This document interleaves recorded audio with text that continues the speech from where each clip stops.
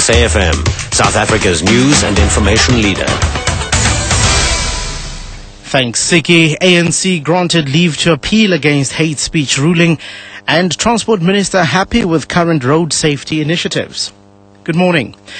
South Gauteng High Court Judge Colin Lamont has granted the ANC leave to appeal against last week's hate speech ruling. Last week, Judge Lamont ruled that the song Dubule Bunu or Shoot the Boer amounts to hate speech. The case was brought by civil rights group AfriForum to the Equality Court in Johannesburg. Edwin Nsidi reports. The Malema's hate speech case is now heading to the Supreme Court of Appeal in Bloemfontein.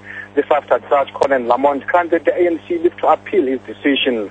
In granting the appeal, Lamont found that there were prospects of success on appeal. Meanwhile, AfriForum Village Peace believes that the appeal court will rule in their favor.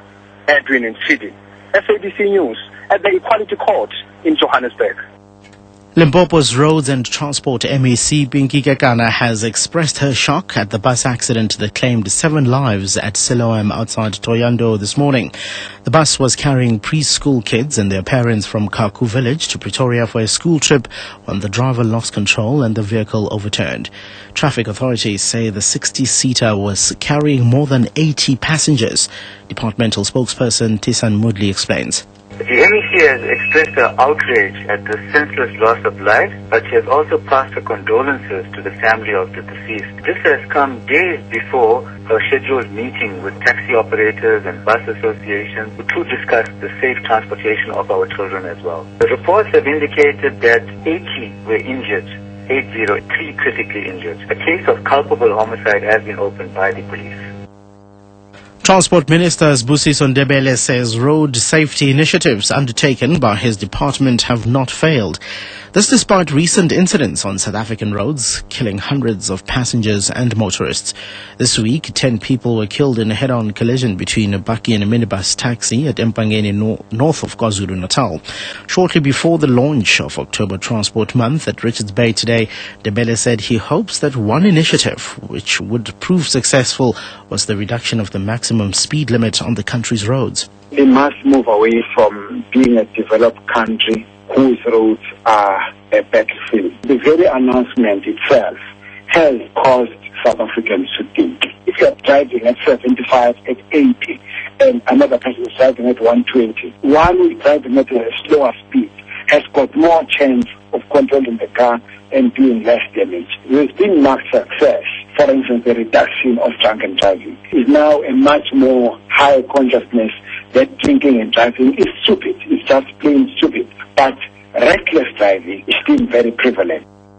Vermeulen Street between Potgieter Street and the notorious Schubert Park flats in the Pretoria city centre remains closed after yesterday's violent protest.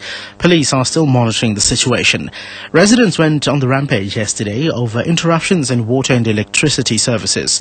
Police had to use rubber bullets, pepper spray and water cannons to disperse the angry residents. More than 40 people were arrested after they threw bricks and bottles into the streets. Residents claim to have been without water and electricity since Sunday. Metro Police spokesperson Louise Brits says some roads that have been closed for traffic this morning have now been reopened. At this stage, we're not sure 100% about the residents, but they sound very calm. It's been decided to reopen roads. All roads have been reopened. The only one that's going to still be closed is Vermeulen Street between Potgieter and Schubert.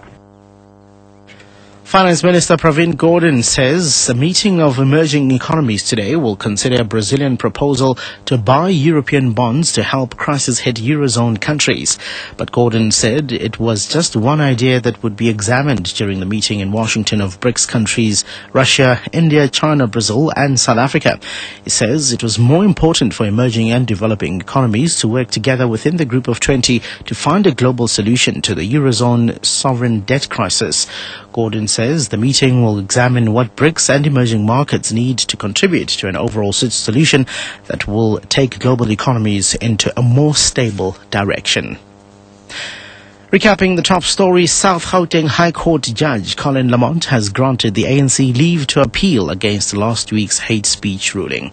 Headlines at 11:30.